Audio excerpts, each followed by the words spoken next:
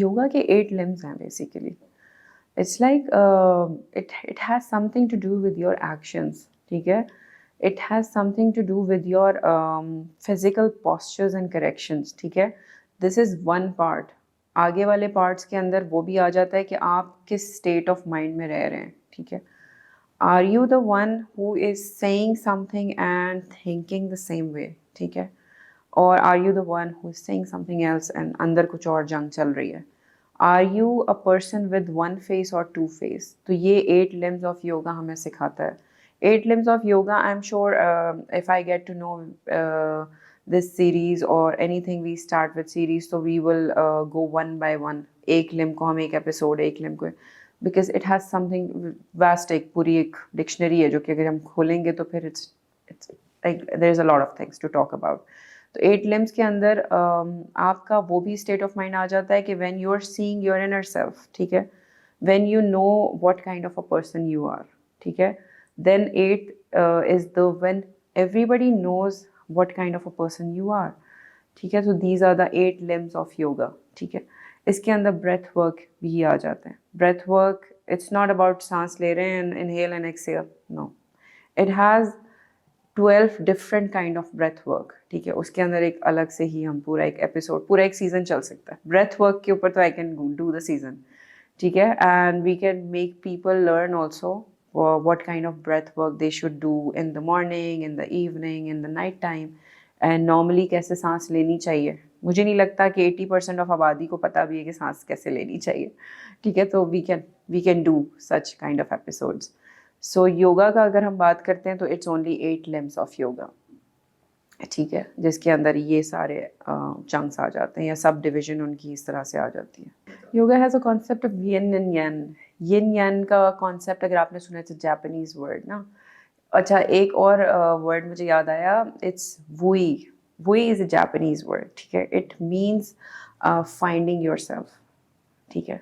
You are not in this world to find others issues or others' habits or attributes, but you're here for yourself only, ठीक है. Here comes कि आपके फिर relations कहाँ गए.